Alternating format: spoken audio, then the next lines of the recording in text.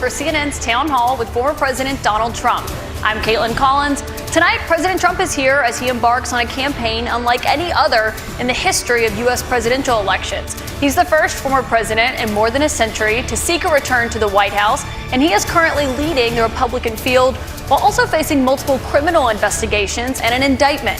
Just yesterday, he was found liable for sexual abuse and defamation.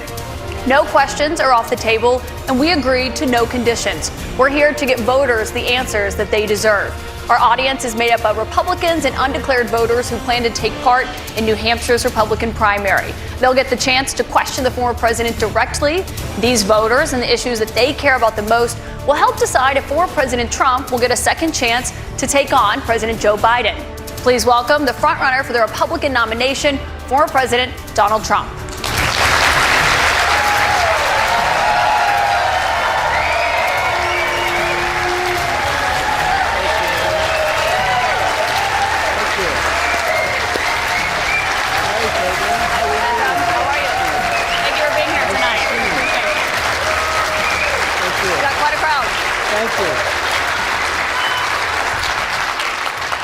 President Trump, thank you for your time here tonight. We got a great crowd here in New Hampshire, a lot of voters with a lot of questions about what your 2024 term would look like, what another Trump term would look like. We'll get to the voters shortly, but your polls show that you are dominating the Republican race right now, but you are also under active federal investigation for trying to overturn the 2020 election results. Your first term ended with a deadly riot at the Capitol, and you still have not publicly acknowledged the 2020 election results.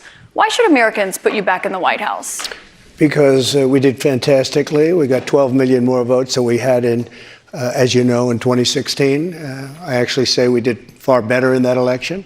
Got the most that anybody's ever gotten as a sitting president of the United States. I think that when you look at that result and when you look at what happened during that election, unless you're a very stupid person, you see what happens. A lot of the people in this audience, and maybe a couple that don't, but most people understand what happened. That was a rigged election, and it's a shame that we had to go through it. It's very bad for our country. All over the world, they looked at it, and they saw exactly what everyone else saw. You look, even if you just look recently with the 51 intelligence agents, that made a 16-point difference. If you look at the FBI, if you look at the FBI and Twitter, they call it Twitter files, made a big difference. If you look at Mr. President, back to what you just said there, though, it was not a rigged election. It was not a stolen election. You and your supporters lost more than 60 court cases on the election. It's been nearly 2.5 years. Can you publicly acknowledge that you did lose the 2020 election? Let me just go on. If you look at True the Vote, they found millions of votes on camera, on government cameras, where they were stuffing ballot boxes. So with all of that, I think it's a shame that what happened. I think it's a very sad thing for our country. I think it's a very sad thing, frankly, for the world, because if you look at what's gone to our country has gone to hell. Our borders are bad. Our military has been bad. You look at the taxes, you look at inflation, what's happened to inflation. It's just destroying our country. We've really become, in many ways, a third world country. And it's very sad what's happened in this administration. And it's something that will turn around on day one. We were energy independent. Now energy is at a level that we've never had to pay before. Nobody can afford to continue to pay what's happening with energy. But we were energy independent. We were getting out of Afghanistan with strength and with dignity. And instead we got out, we looked like fools, probably the most embarrassing moment in the history of our country. We have a lot of questions about the economy and foreign policy tonight. But what you just said there, Republican officials debunked those claims about fraudulent ballots. We want to give you a chance tonight. Who? Republican officials in Georgia and every single state. There is no, your own election officials, Mr. President. So we wanted to give you a chance. People were afraid to take on the issue. But we have a big problem in this country. We wanted to give you a chance to acknowledge we have elections that were horrible. If you look at what happened in Pennsylvania, Philadelphia, if you look at what happened in Detroit, Michigan, if you look at what happened in Atlanta, millions of votes. And all you have to do is take a look at government cameras. You'll see them. People going to 28 different voting booths to vote, to put in 7 ballots apiece. But Mr. President, I have to stop you there because there is no evidence of that. Your own election officials testified to that and have said that Republicans in these states did this. In Georgia, there were multiple recounts, including a hand recount. We have questions about the claims that you're making tonight from voters on this topic. I want to bring in Scott Dustin from Concord. He works in insurance litigation. He's an undeclared voter. That's what they call independents here in New Hampshire, as you know. He did vote for you in 2020. Scott, what's your question for the president? Hi, President Trump. Welcome back to New Hampshire. Thank you. Will you suspend polarizing talk of election fraud during your run for president? Will I suspend, excuse me, what? Will you suspend polarizing talk of election fraud during your run for president? Yeah, unless I see election fraud. If I see election fraud, I think I have an obligation to say it. And you know what we went through a short while ago has really put our country in a big problem. I hope to do that. I hope we're going to have very honest elections. We should have voter ID. We should have one-day elections. We should have paper ballots instead of these mail-in votes. But the answer is yes, and I hope that it's going to be very straight up, because if it's going to be straight up, we're going to win the election. So you will suspend talk, to his question, about the 2020 election on the campaign trail? I guess we're going to just win. We're at a point now, we're getting so close. Let's just win it again and straighten out our country. One other question on this.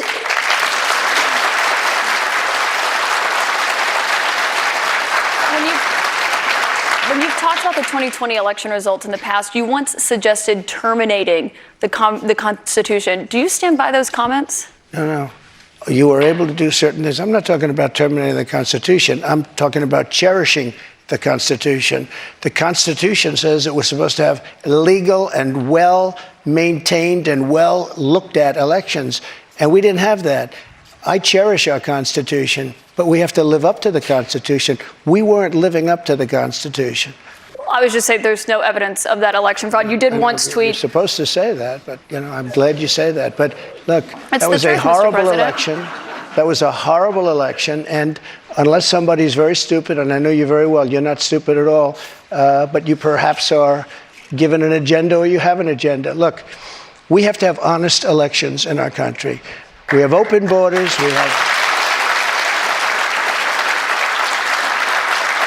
You look at what's happening. I mean, we have elections, we have open borders. Look at what's happening on our southern border. Millions and millions of people are coming here. They're being released from prisons. They're being released from mental institutions.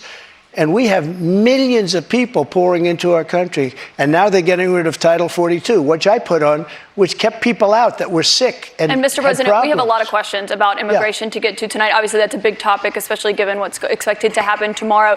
But I want to talk about the influence you have over your voters. It's very clear that you are very influential over them. You have a lot of impact. I've been to many of your rallies and seen it up close, which raised a lot of questions about the influence that we saw that you had on them on January 6th and your supporters when they attacked the Capitol.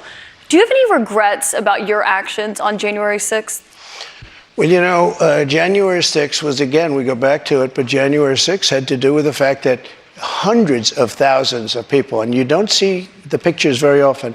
A lot of the people here probably were there. January 6th, it was the largest crowd I've ever spoken to. That was prior to the walk down to the Capitol building. I don't think, and I've spoken to hundreds of thousands of people. I've never spoken to a crowd as large as this. And that was because they thought the election was rigged.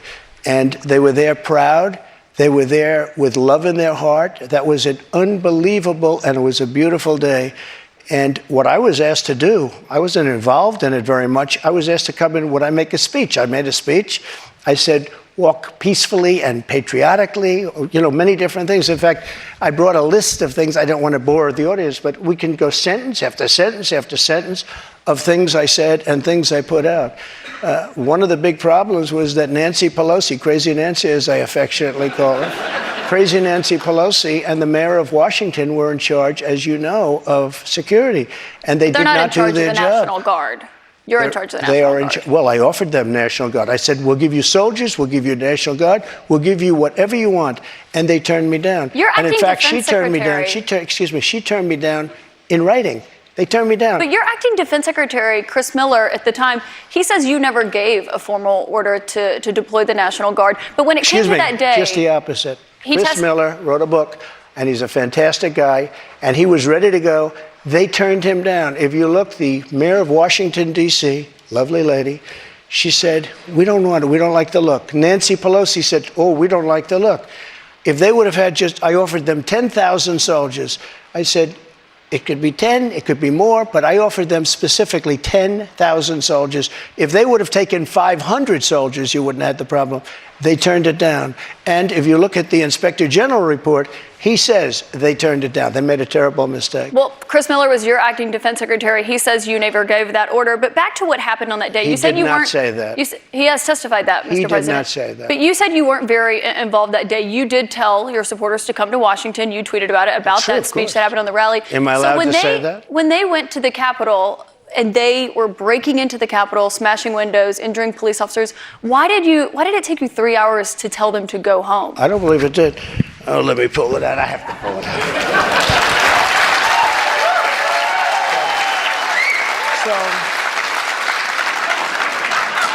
So if you look at, on January 5th, the day before, I said, please support our Capitol Police and law enforcement. They are truly on the side of our country. Stay peaceful. Stay peaceful. This was the day before, and this was in the form of Twitter. Now I use Truth Social. I think it's far superior, okay? I hope everybody's on Truth. If you look January 6th, this is before 2:30. I am asking for everyone at the U.S. Capitol to remain peaceful. This is right after, as it was happening. But what happened is they took it down. I don't know why. I think they took it down because it was so good. They didn't like it being up there. I am asking, and we didn't know until I got it back, because now I have 90 million people waiting for me to go back, but I'm on Truth and I'm staying on Truth. Listen, I am asking for everyone at the U.S. Capitol to remain peaceful. No violation. We want no violation. We want no violence. Remember, we are the party of law and order. Respect the law and our great men and women in blue. Thank you. That was at 2:30. That was very early. Mr. President, I looked at the same timeline that you did. No, I know, but you didn't report that. You know why? Because it was taken down. We did report it. I was reporting that day. It was taken down and it wasn't. But when it was clear to you that they were not being peaceful, you saw them rushing the Capitol, breaking windows. They were hitting officers with flagpoles, tasing them, beating them up. When it was clear they weren't being peaceful, why did you wait 3 hours to tell them to leave the Capitol? They listened to you like no one else. You know that. They do. I agree with that. But so why didn't you tell them to go home sooner? Nancy Pelosi and the mayor are in charge. I assume they were able to do their job. They weren't. But Pelosi's not in charge of Capitol security. And if you remember, I made a video right outside the Oval Office in the Rose Garden. And I'm very proud of that video. I didn't have a script. I don't need scripts like a certain person that's in there right now. What time, the video, it came out much later after they had already attacked the Capitol. It was a great video. And it was a beautiful video. And it said, I mean, I don't want to read it all, but you have to go home now. We have to have peace. We have to have law and order. We have to respect our great people of law and order. We love the people of law and order. We can't play into the hands of these other people. We have to have peace. Please go home. Now, I said that. Referring you know to the what law they did? and order there, they took Mr. that President. down, and to this day, it hasn't been put up. And the reason is it's so good and so conclusive that all of this nonsense and all of the tens of millions of dollars that have been spent are just wiped away with this one. And they've never put it back up. They had another one that they did the same thing. But that video that you referenced there, it wasn't posted until 4:17 p.m. No, I'll tell you. They breached the Capitol at 2 p.m. That video was Mr. posted. 4:17 Yeah, p.m. Actually a little bit before that. Right, so that's my question. Because in that 3 hours, over 140 it was officers posted were after injured. the first one I just read, though, and that was at 2 o'clock. But I think the reason the timeline is so critical here, because going back to your influence, in that 3 hours, over 140 officers were injured that day. And a person named Ashley Babbitt was killed. Yes. You know what? She was killed, and she shouldn't have been killed. And that thug that killed her, there was no reason to shoot her. At blank range, cold blank range, they shot her. And she was a good person. She was a patriot. There was no reason. And he went on television to brag about the fact that he killed her. The officer was not bragging about the fact that he killed her. But bragging. One person who was at the Capitol that day, as you know, was your vice president, Mike Pence, who says that you endangered his life on that day. I don't think he was in any danger. Mr. President, do you feel that you owe him an apology? No, because he did something wrong. He should have put the votes back to the state legislatures, and I think we would have had a different outcome. I really do. But he doesn't have the authority to do that, as you know. What? The vice president does not have the authority to reject those. Are you ready? Let's have this one out just now, because it's interesting. Let's keep it interesting, right? I like Mike Pence very much. He's a very fine man. He's a very nice man. He made a mistake. His lawyer said, you cannot move. I called him the human conveyor belt. I said, even if the votes, I talked to his lawyer, even if the votes are absolutely fraudulent, he can't say, yes, sir, he can't say that. And the Democrats played it, and the rhinos played it. And then the election was over. They told him he couldn't do it. And Mike said to me, I can't do it. The lawyers told me I can't do it. They can't do it. But the lawyers were wrong, because right after the election, they all met, the rhinos and the Democrats, and they worked out a plan to make sure that future vice presidents don't do what I said you could do. That's not what happened. You're referring to the Electoral Count Act. I've read that. There is no authority. No, legal experts, including Republican legal experts, say that he does not have that authority, Mr. President. But I want to why did they change the law then, saying that you can't do it? They didn't change the law. They strengthened the law because they were worried about presidents exploiting. Meaning you could do it. Thank you. That's not what it means. Thank you. They strengthened the law because Mike had the right to do it.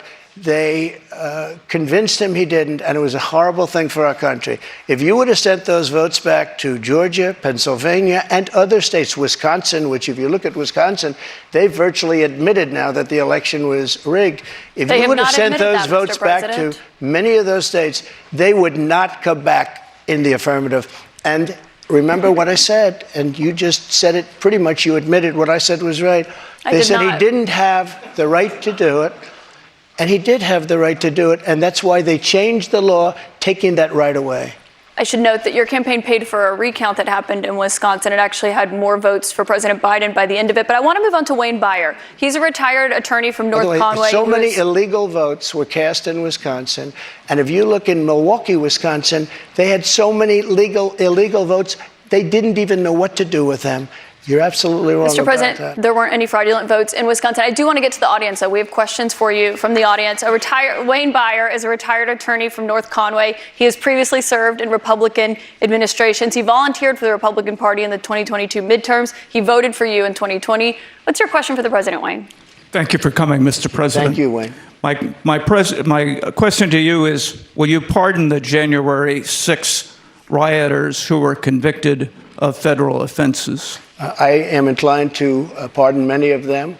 I can't say for every single one, because a couple of them probably they got out of control. But, when you look at Antifa, what they've done to Portland, and if you look at Antifa, look at what they've done to Minneapolis and so many other places. Look at what they did to Seattle and BLM. Many people were killed. These people, I'm not trying to justify anything. But you have two standards of justice in this country, and what they've done, and I love that question, because what they've done to so many people is nothing. And then what they've done to these people, they've persecuted these people. And yeah, my answer is, I am most likely, if I get in, I would say it will be a large portion of them. They did and it'll be very early on. And they're living in hell right now. So when it comes to pardons, they're living in hell. And they're policemen, and they're firemen, and they're soldiers, and they're carpenters and electricians, and they're great people. Many of them are just great people. Mr. President, one of the people who was convicted was a former policeman, but he was convicted of attacking a police officer, I should note. But when you said you are considering pardoning a large portion of those charged with crimes on January 6th, does that include the 4 Proud Boys members who were charged and convicted of seditious conspiracy? I don't know. I'd have to look at their case, but I will say in Washington, D.C., you cannot get a fair trial. You cannot. Just like in New York City, you can't get a fair trial either. Speaking of New York, I want to ask you about a significant verdict that was reached yesterday. I know this is something you want to weigh in on as well. A Manhattan jury found that you sexually abused the writer E. Jean Carroll and defamed her. You've denied this.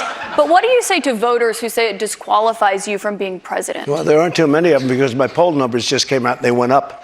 Okay. I think I'm the only person in history who had a charge like that. And usually you leave office, you say, I'm sorry, but I'm going back home. I'm back home to my family and everything. I'm going to be resigned. My poll numbers went up, and they went up with the other fake charge too. Because what's happening is they're doing this for election interference. This woman, I don't know her. I never met her. I have no idea who she is. I had a picture taken years ago with her and her husband, nice guy, John Johnson. He was a newscaster, a very nice man. She called him an ape. Happens to be African American. Called him an ape. The judge wouldn't allow us to put that in. Her dog or her cat was named Vagina. The judge wouldn't allow to put that in. All of these things but with her, they can put in anything. Access Hollywood. This was a jury of 9 people who found you liable of sexual abuse. Do you think that will deter women from voting for you? No, I don't think so, because I think the whole thing, just so you understand, ready? I never met this woman. I never saw this woman. This woman said, I met her at the front door of Bergdorf Goodman, which I rarely go into other than for a couple of charities. I met her in the front door. She was about 60 years old, and this is like 22, 23 years ago. I met her in the front door of Bergdorf Goodman. I was immediately attracted to her, and she was immediately attracted to me. And we had this great chemistry. We're walking into a crowded department store. We had this great chemistry, and a few minutes later, we end up in a room, a dressing room of Bergdorf Goodman, right near the cash register. And then she found out there were locks on the door, so she said, I found one that was open. She found one. She learned this at trial. She found one that was open. What kind of a woman meets somebody and brings them up, and within minutes, you're playing hanky-panky in a dressing room, okay? I don't know if she was married then or not. John Johnson, I feel sorry for you, John Johnson. Mr. President, can I think of it. I know you're recounting what she said, but Mr. President. But let me just, if I could, because you asked the question. This was a just so jury, you understand, though. if I was walking in at the bar, because I was very famous then, and I owned the Plaza Hotel right next door, and I owned buildings around it, I'm not going into a dressing room of a crowded department store. Then I say, if she was being raped, and by the way, they said she wasn't raped. Okay, that was her charge. It wasn't. They found that you sexually abused her. What? Say what? They did. They said he didn't rape her, and I didn't do anything else either. You know what? Because I have no idea who the hell she is. But Mr. President, I don't know who this woman is. Can I ask you, given your recounting your version? I don't know who, and I tell you this. But Mr. President, are you ready? Can I swear ask on you my children, which I'd never do. I have no idea who this woman. This is a fake story, made up story. We had a horrible Clinton-appointed judge. He was horrible. He allowed her to put everything in. He allowed us to put nothing in. Mr. President, this is a you're fake recounting your version story. of events here right now to the audience.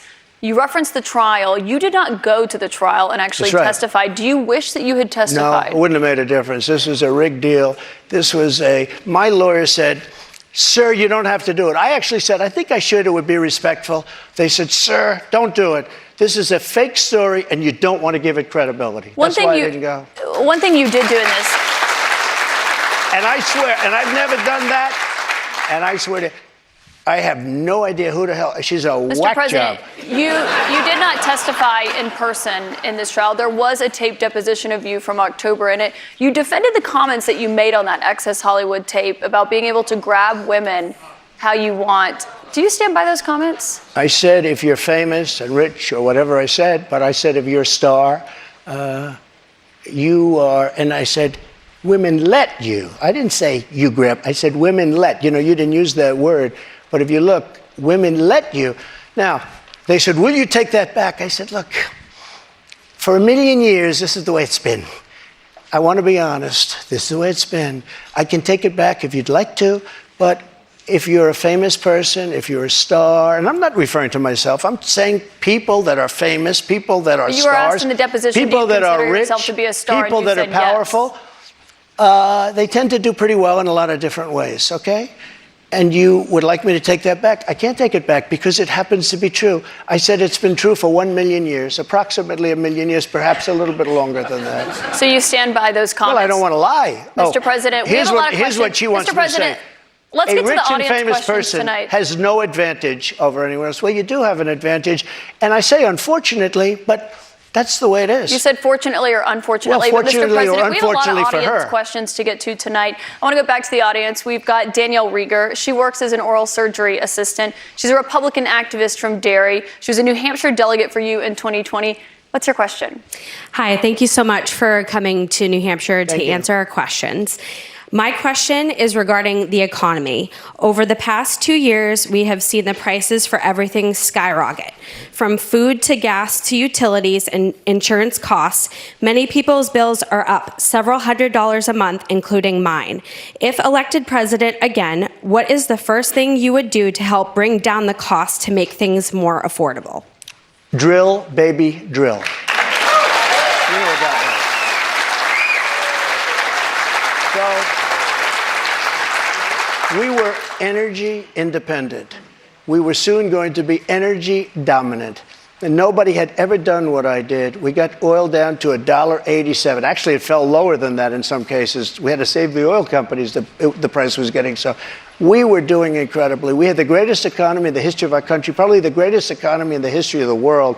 We were energy independent, soon to be energy dominant. We were going to be bigger than Russia and Saudi Arabia put together ×2. We have more liquid gold under our feet than any other nation.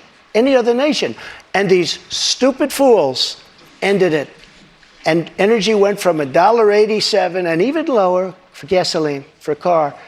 They went from $1.87 to $5, $6, $7, $8, and even $9. And your electricity bills went through the roof, your heating bills went through the roof.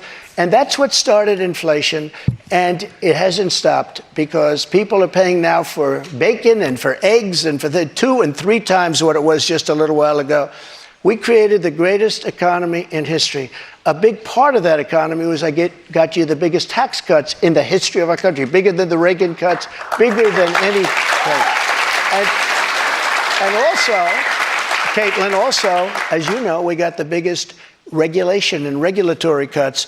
This place was rocking, and then we were given a gift from China, and China paid a big price. And let me tell you something. I took in hundreds of billions of dollars in taxes from China. But prior to COVID coming in, and then I rebuilt the economy again, a second time. But we had, prior to COVID coming in as from China, from Wuhan, which I said it came from Wuhan. Everybody said, oh, you're wrong about that. You're wrong. It came from Wuhan. I said it right from day one. So we had the greatest economy in the world. Here's the story. They made energy so high, and energy is all invasive. It is massive as an industry and as a cost. It lifted everything. If Mr. President, if you made donuts, if you made, no matter what you did, and we had inflation, the likes of which I guess we haven't had, as I said, for 52 years, but I think more than that. We had no inflation. We had the lowest energy prices we've had in decades. This country was rocking and rolling. And by the way, we had the most secure border in the history of our country. Mr. President, we have more questions on the economy. I want to make sure we get to all of those. As you know, the U.S. right now could be just 3 weeks away from defaulting on its debt. That could mean millions of jobs lost, people not getting their Social Security payments. People believe it would put the U.S. economy into a recession. On that topic, I want to bring in Marta Cervella, a student here at St. Anselm. She is an undeclared voter who did not vote in 2020. Marta, what's your question? Hi, Mr. President. Hi, thank you. So my question is, what do you think about the United States' current debt situation, and how can we move forward? Such an important question. So we're at $33 trillion, a number that nobody ever thought possible. When we had our economy rocking and rolling just prior to COVID coming in, like literally, we were making a fortune. And oil, we were going to make so much money from oil, we were going to start paying off debt. But then with COVID coming in, we had to do other things. We had to keep this country alive because it was so serious. But we have to get the country back. We have to lower energy prices. We have to lower interest rates. Interest rates are through the roof. Energy has to come down. It all has to come down, and we have to start paying off debt.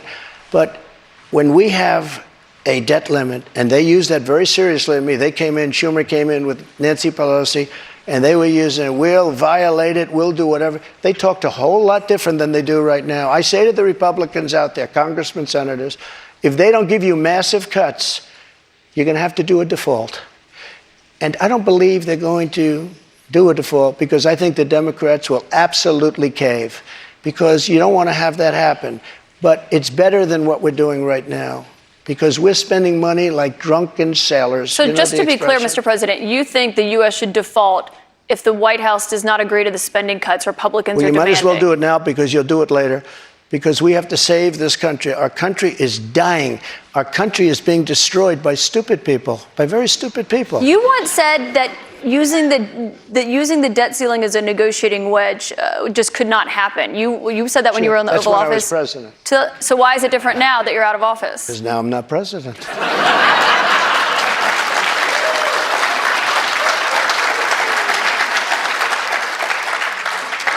The U.S. defaulting would be massively consequential for everyone in this room, for all Americans. You don't know. It's psychological. It's really psychological more than anything else. And it could be very bad. It could be maybe nothing. Maybe you have a bad week or a bad day. But look, you have to cut your costs. We're spending $7 trillion on, much of it on nonsense. $7 trillion on nonsense. We've got and another question from a voter tonight. Get all of that money that was wasted, and frankly, the Senate should have never approved it. Get all that money that was wasted, and if they don't get rid of that, you'll have to default. Okay? Mr. President, we've got another voter here tonight. And by the way, you're going to default eventually anyway, but it's going to be much messier. I don't think you'll have to default. I think if the Republicans hold strong and they say let's say we want $5 trillion off, I really think the Democrats have no choice but to do it. And if I win, they're going to be doing the same thing to me in 2 years. I guarantee you that. Mr. President, we've got another voter here tonight. And they did that before. Bobby Petrino has been waiting very patiently. Sure. He's a student at St. Anselm. He's a member of College Republicans. He's an undeclared voter right now. He supported you in 2020. Bobby, what's your question for President Trump? Hi, thank you for coming. This is a bit of a pivot, but with gun violence and mass shootings in the news cycle recently, I'm worried that state governments and the federal government are going to act to repress gun rights. Under your administration, you instructed the Department of Justice and the ATF to ban bump stocks. If elected president again, how would you act not only to defend our Second Amendment rights, but to restore rights that have been taken from us, such as, by example, recently the ATF's ruling on the pistol stabilizing braces? Yeah, as you know, the bump stocks are actually a very unimportant thing. And NRA, I went with them and they said it doesn't mean anything. They're actually, all they do is teach you how to shoot very inaccurately. So we did that. There's been nobody that's protected the Second Amendment, as you know, like I have. I protected it through thick and thin, not easy to do. But we have a very big mental health problem in this country. And again, it's not the gun that pulls the trigger, it's the person that pulls the trigger. And we have to protect our Second Amendment. We have to protect our Second Amendment. Mr. President, you dealt with a lot of mass shootings when you were in office. This year, there have already been more than 200 mass shootings in 2023. If you are reelected, are there any new gun restrictions that you would sign into law? I would do numerous things. For instance, schools, we would harden, very, very much harden. And I'm a very believer. I believe in teachers. I love teachers. I think they're incredible. And they love the children, not quite like the parents, but they love the children in many cases almost as much. Many of these teachers are soldiers, ex-policemen. They're people that really understand weapons. And you don't need 5% of the teachers would be more than you could ever have if you're going to hire security guards. But in addition to that, have security guards, you have to harden your entrances. You have to make schools safe. And you can make other places safe. But it is a big mental health problem in this country more than anything else. And remember, we have 700 million guns, 700 million. Many people, if they don't have a gun, they're not going to be very safe. I mean, if they don't have a gun, it gives them security. Now, you need them for entertainment, you need them for hunting, you need them for a lot of different things. But there are people that if they didn't have the privilege of having a gun in some form, many of them would not be alive today. You know, there's a certain country that had a very strict policy on guns, very, very strict. Which country? And, Brazil, okay? Brazil, very strict. And the former president of Brazil, and the killing was incredible. They were walking into people's homes and killing people. They had no protection. He said, go out and buy guns. People went out and bought guns, and it went way down. The numbers went way down because they had security. If you look at Chicago, Chicago has the single toughest gun policies in the nation. They are so tough you can't breathe. New York, too, and other places also. All of those places are the worst and most dangerous places. So that's not the answer. No new restrictions that you would sign if reelected, Mr. President. I want you to meet Julie Miles, a registered nurse from Merrimack. She's a Republican who voted for you in 2020. Julie, what's your question for the president? Thank you, Mr. President. Thank you. I appreciate you answering this question this evening. How do you plan to appeal to women voters in New Hampshire who are concerned about the Dobbs decision and how states may change their laws? It's such a great question, and it was such a great victory, and people are starting to understand it now. You know that they wanted to bring it back to the states, but that was probably the least important part of that victory. Getting rid of Roe v. Wade was an incredible thing for pro-life because it gave pro-life something to negotiate with. Pro-life had absolutely nothing being stuck in Roe v. Wade to negotiate with. And now what's happening, and I see it all over, deals are being made, deals are going to be made. And look, everybody that was president wanted to get rid and tried to get rid of Roe v. Wade. You mean for 50 Republicans? years. Republicans. For 50 years, this has been going on. Actually, a couple of Democrats too. But for 50 years, this has been going on. I was able to do it, and I was very honored to do it. But by doing it, things are happening that are very, very positive. And I happen to believe in the exceptions, the life of the mother, rape, incest, like Ronald Reagan believed in the exceptions. But I happen to believe that. I think it's frankly important to do that, but a lot of people are against that. A relatively small number. But the way I look, I think it's very important to say this. I consider the other side to be radical because the other side, under Roe v. Wade and other things, the other side, they're radical because they will. Remember the debate with Hillary Clinton? I said, rip the baby out of the womb at the end of the 9th month. They will kill the baby in the 9th month.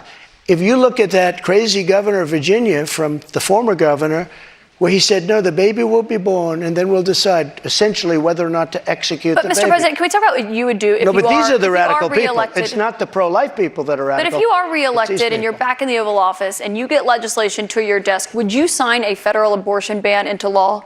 What I'll do is negotiate so that people are happy. But the fact that I was able, I'm so proud of it. We put 3 great justices on the Supreme Court. We have almost 300 federal judges on the Supreme Court. So just to be clear, Mr. President, you would sign a federal abortion ban into law. I said this. I want to do what's right. And we're looking. And we want to do what's right for everybody. But what's right? But now, for the first time, the people that are pro-life have negotiating capability because you didn't have it before. They could kill the baby in the 9th month or after the baby was born.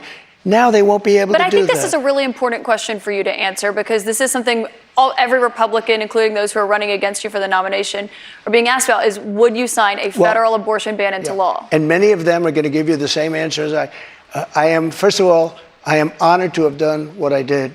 And a lot of people said in 150 years, he's now the most consequential president because he saved so many lives. And I'm honored to have done it.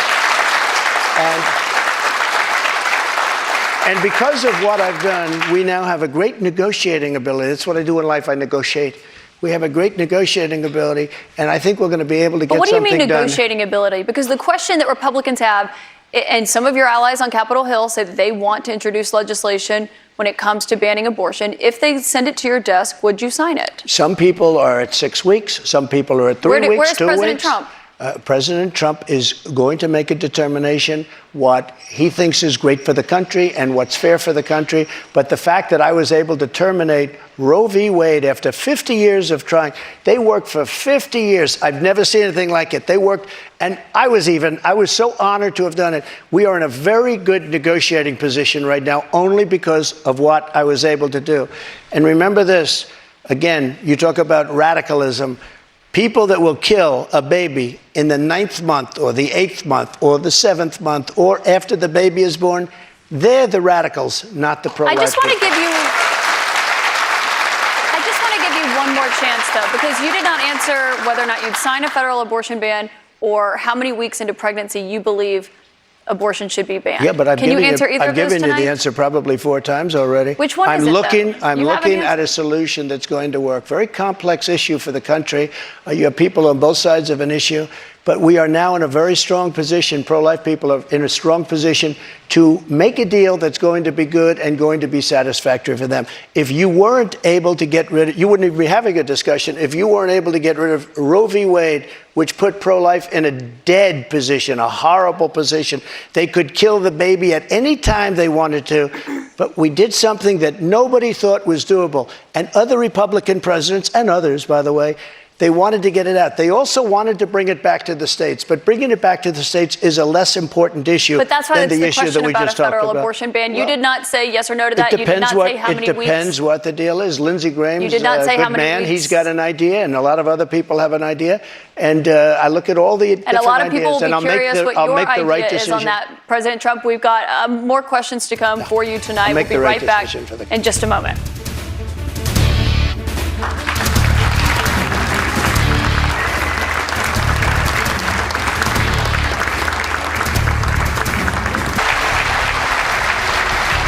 Welcome back to CNN's Republican Presidential Town Hall with former President Donald Trump. President Trump, I'd like you to meet Jennifer Simmons. She is a stay-at-home mom and former town selectman from Wyndham. She's a Republican and she voted for you in 2020. Jennifer, what's your question tonight? Good evening, Mr. President. Thank you. Title 42 is expected to expire tomorrow. Our southern border and now our northern border are experiencing record migration. We learned on May 2nd that the Biden administration plans on deploying 1,500 troops to the southern border. Do you agree with deploying troops to the border, and how will a Trump administration slow down the rate of migrants coming across all our borders? Sure. A very fair question, especially since tomorrow is going to be a day of infamy.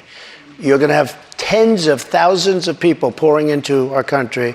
Even the judge, the judge overruled them when they wanted to terminate it early. And he said, that you better extend this thing. The judge in Texas said, I hope you're going to extend this, but this is my policy that they're letting terminate because they lost in court. They wanted to go earlier. You're going to have millions of people pouring into our country right now at a level that nobody's ever seen before. These people are sick. Anybody that wants this to happen to our country, they're destroying our country, and this should not be allowed to happen. How they're not going to do a version of Title 42 or my Title 42, which was tough. If people are sick and have infectious diseases and lots of other problems, we don't want them being into our country. We have enough problems right now. We have problems like we've never had in the history of our country. But Mr. President, our country is being destroyed. The reason it's ending is because the health policy, the COVID era pandemic emergency, is coming to an end. That's what Title 42 was. You put it in place because That's of COVID. true, but when it comes to big questions about what your immigration policy would look like if you are reelected, some of your Republican rivals have criticized you for not fulfilling the promises that you made on the campaign trail, like finishing the border wall. So how did voters know that you would get those done if you're reelected? I did finish the wall. I built a wall. I built didn't finish hundreds the of wall. miles of wall, and I finished it. And then I said, we have to build some more because there are areas like water going through a dam. There are some areas where a lot of people are coming. You close up one and they come into another. And we started another 100 miles of wall. In fact, I said to my people, if we start this and don't finish it, and then we had a rigged election, I'm sorry to say it. The election was not rigged, Mr. good, I President. know. You can't I'm keep glad saying you that said all night long. And so You cannot then keep saying they that the took election over was and they rigged. decided not to finish it. It would have taken them 3 weeks. I built hundreds of miles of wall. If we didn't have it, it would be hard to believe it could be any worse. They're just letting people flow into our country. Look, a country has to have borders. There's never been anything like is happening to our country right now. You built about 52 miles of new wall when you were in office, See this? Mr. President. It wasn't the complete wall. One other thing that with No, but I have to immigration- respond to that. With your immigration, it was only about 52 can I miles respond? of new wall. This is what she does. I built hundreds of miles. Some of the wall was up there, and it would be laying on the ground, rusted, rotten steel, rusted, rotten wood, and what the radical left crazy Democrats did, if there's a piece of wood laying down, they consider that a wall. I built 30-foot walls that go down 7 feet into the ground. If there was a little piece of wood sitting in the ground, they said, oh, he's not building a wall. We already had a wall.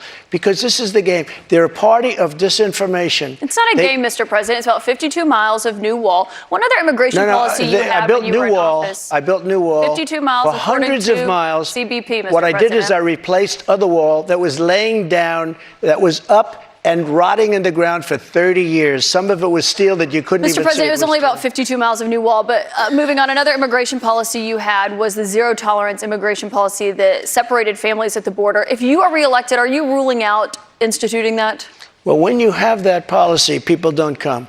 If the family hears that they're going to be separated, they love their family. They don't come.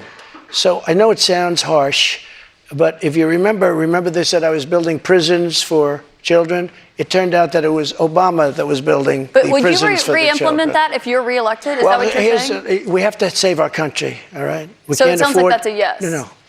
When you say to a family that if you come, we're going to break you up, they don't come. And we can't afford to have any more. Look at New York City. Look what's happening. They're living in Central Park in New York City. The city is being swamped. Los Angeles is being swamped. Iowa is being swamped. Our whole country is being destroyed. Millions of people are coming into our country. And you know what the number is going to be, in my opinion, by the end of the year? Not the 4 million that you hear and the 3 million and 2. I think it's going to be 15 million people. And in these people, they have no idea where they come from. They come from 129 different countries so far. 120, not just the 4 that we talked about. Just to put a button on that, it sounds like what you're saying is that you're not ruling out re-implementing that immigration policy. I want to get to another voter. Caitlin Boissonneau is a student here at St. Anselm College. She's a Republican. This will be the first election that she has voted in. What's your question for the president, Caitlin? Hello, President Trump. Hi. Thank you so much for coming. Thank you. The current administration has made it clear that we should continue to provide military equipment to Ukraine so that they can defend themselves. Do you support this decision, and how would you deal with the increasing threat posed by Vladimir Putin?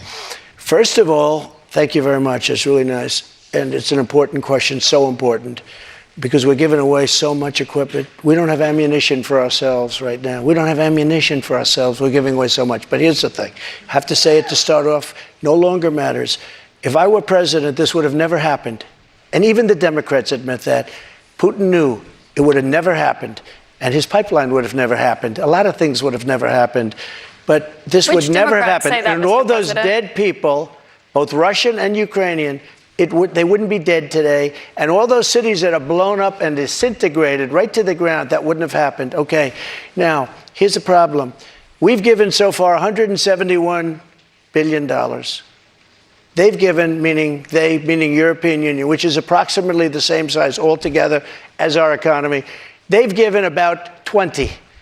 So we're at 170, let's say, and they're at 20. You don't have to know too much about history to realize, or geography, to realize that they're a little bit more affected than we are, okay? So they've got to put up a lot more money because they're taking advantage of us like every other country did. That's why I ended NAFTA and replaced it with the USMCA, Mexico, But on Canada. this issue, Mr. President, I should know, I don't know any Democrats who have said they don't believe Putin would have invaded if you were president. But her question is, would you continue to give Ukraine money and weapons if you're elected? What's the answer? I have a very good relationship with President Zelensky because, as you know, he backed me up with the phony impeachment hoax #1 when he said the president didn't do anything wrong. So that I was when happen you asked to like. him for an investigation. So I happen to like. Yeah, that's right. weapons. And I was totally exonerated, by the way. Just a waste of time and money. You were impeached over that. You I were was impeached over impeached. that. But let's stay on topic here, Mr. President, because the question is, would you give Ukraine weapons I was and impeached funding? by a crazy woman named Nancy Pelosi. But the question who here should is, have would you give Ukraine weapons and funding if you were I would elected? sit down. Let me just put it a nicer way. If I'm president, I will have that war settled in 1 day, 24 hours. How would you settle that war in 1 day? Because I'll meet with Putin, I'll meet with Zelensky. They both have weaknesses and they both have strengths. And within 24 hours, that war will be settled. It'll be over. It'll be absolutely Do over. you want Ukraine to win this war? I don't think in terms of winning and losing. I think in terms of getting it settled so we stop killing all these people and breaking down this country. Now, What do you?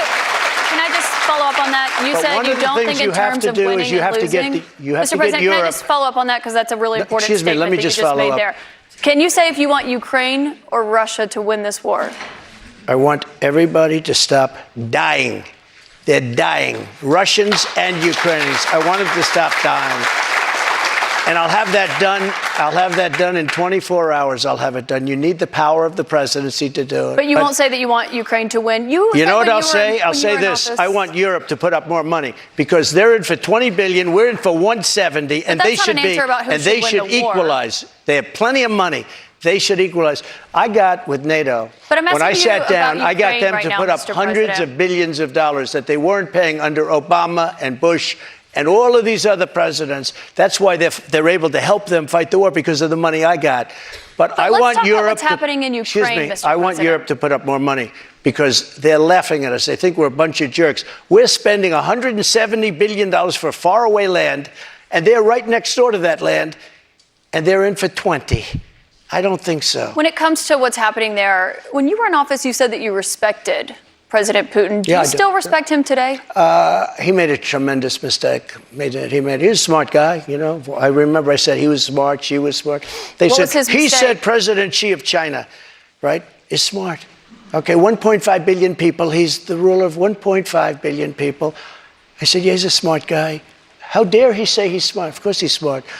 They want you to say he's a stupid person. Okay, he's not a stupid person. He's very smart. He's very cunning. And Putin made a bad mistake, in my opinion. What was his mistake? His mistake was going in. He would have never gone in if I was president. We used to talk about it there. Do you believe that he is a war criminal? What? Do you believe that Putin is a war criminal? He's responsible for the deaths of thousands of Ukrainian men and I think women it's and something that children. should not be discussed now. It should be discussed later, because right now we have to get a war. If you say he's a war criminal, it's going to be a lot tougher to make a deal to get this thing stopped. Because if he's going to be a war criminal where people are going to go and grab him and execute him, he's going to fight a lot harder than he's fighting, you know, under the other circumstance. That's something to be discussed at a later date. Isn't it right now, important we to want call to it get what that it war is? settled. And I'm not talking about the money either. I'm talking about all the lives that are being, the number of people being killed in that war is far greater than you're hearing. When they blow up a city and those buildings come pouring down and then they say 2 people were injured, no, hundreds and thousands of people are being killed, and we have to get that war settled. We have more with former President Trump. Right after this, we're going to take a quick break, and then we'll be back with questions from voters right after that. Trump, we have a lot more voters' questions, I should note, in here in New Hampshire to get to, but I also want to talk about some of the other investigations that you're facing. We talked about others at the top, but one of those is the special counsel's investigation into classified documents that were found at Mar-a-Lago. Why did you take those documents with you when you left the White House? I had every right to under the Presidential Records Act. You have the Presidential Records Act. I was there, and I took what I took, and it gets declassified. Biden, on the other hand, he has 1,850 boxes. He had boxes sent to Chinatown, where they don't speak even English in that Chinatown we're talking about. I got to stop you right there. Nobody talks about him. They Because talk about us. Just so you understand, I had every right to do it.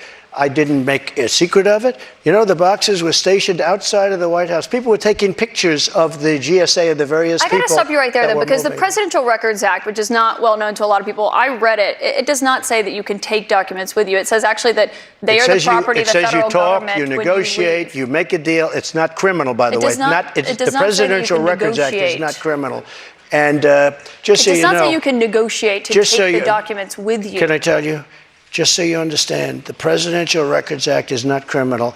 I took the documents I'm allowed to. You know who else took them? Obama took them. Nixon took them. Obama did Reagan not take took them. documents. Oh, he didn't? The difference here that I'd like Take to a look. note, the Reagan National took Archives them. says that President Obama Even Jimmy did not Carter, take even Mike documents. Pence had some documents, and he's a You very referenced honorable Pence, guy. you referenced But you know who Biden. took them more than anybody is Joe Biden. He has 1,800 boxes, That's and not nobody accurate, even Mr. knows where President, they and you know are. that. 1,800, and nobody talks about him.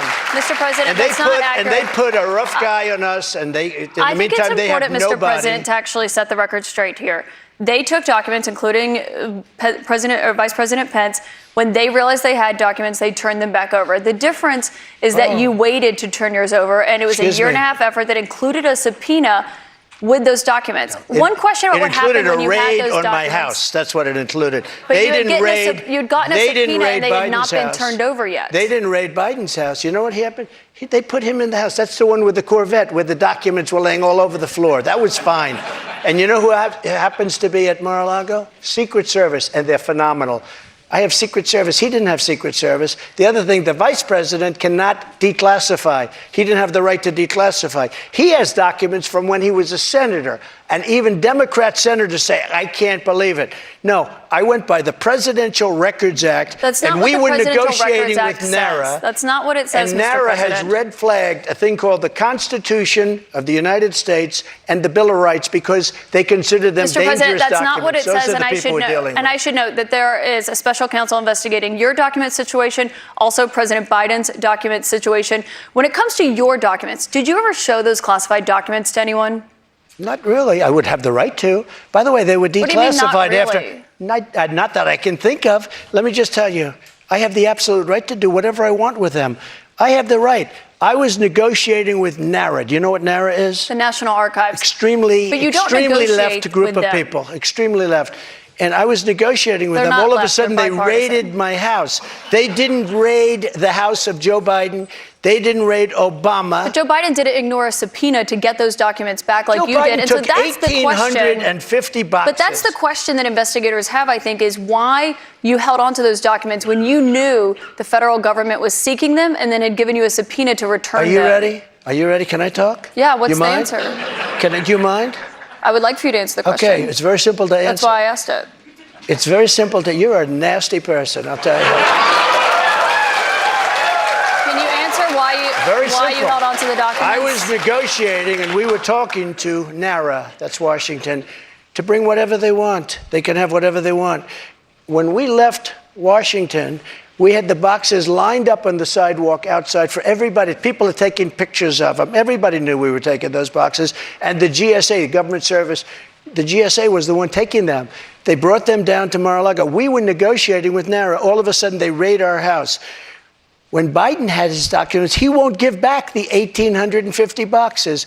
And you're going to find some real gems in there. But it was So Biden you who can't have alerted all them that these he had different the sets of- documents. all The these National different Archives sets of- reached out to you to get your documents back. Why did you not turn them over when you got a subpoena Because we were asking for you to turn negotiating them with over? them. We were negotiating with them as per the Presidential Records Act. We were negotiating with NARA. That's not what the Very Presidential nice people, Records Act says. I've but they seen got to it. love our Constitution a little bit more, and they shouldn't red flag it, by the way. Very nice people. We were negotiating with NARA, and that's what the Presidential Records Act says, because Richard Nixon, surprisingly, had problems, and he had a lot of problems dealing with NARA, and they ended up passing that's why legislation they called the created the Presidential PRA. Records Act, just for this kind of a thing. We were My dealing last with them. We question were on this talking. Excuse me. Wait a minute. subject, Mr. Wait. President. We were talking to them. We would have done it, but all of a sudden they raided the house. Now, why hasn't the FBI raided Biden? But I just explained to you Why? why. No. It's because he's the one, they alerted the 1,850 government that they okay. had those documents and had them come and get the documents Why from did his Biden- house. no, they My didn't question take for you, though, when it comes to documents, do you still have any classified documents in your possession? Are you ready? Do you? No, I don't have anything. I have no classified documents. And by the way, they become automatically declassified when I took them.